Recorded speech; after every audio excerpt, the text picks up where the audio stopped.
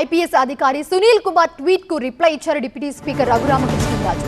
ఇటీవల క్రికెట్ ఆడుతూ గ్రౌండ్ లో పడిపోయిన రఘురామకృష్ణరాజును ఉద్దేశించి పివి సునీల్ కుమార్ ఎక్స్ లో ట్వీట్ చేశారు.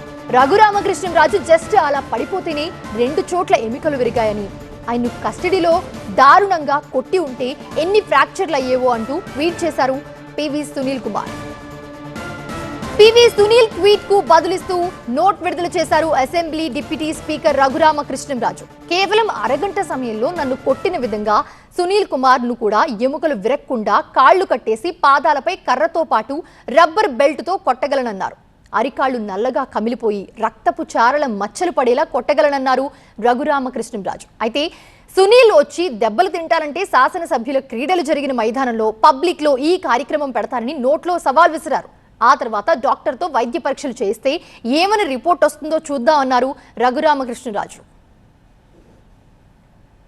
అగ్రిగోల్డ్ బాధితులకు డబ్బులు ఇస్తామని చెప్పి refund scheme, reverse cash back అంశంతో పాటు ఫేక్ అకౌంట్ ఓపెన్ చేసి 75 లక్షల రూపాయలు దారి మళ్లించారన్న ఆరోపణలను సస్పెన్షన్ ఉత్తర్వుల్లో పేర్కొనడంతో సునీల్ కు కంగారు ఎక్కువైందన్నారు రఘురామకృష్ణరాజు. అయితే రిటైర్డ్ అయ్యాక కూడా కేసులుంటాయి, కానీ ఉద్యోగం మాత్రం ఉండదన్నారు ఆయన.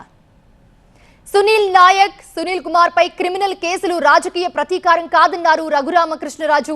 నాటి జగన్ ప్రభుత్వ అధికార దుర్వినియోగంపై న్యాయ పోరాటమన్నారు.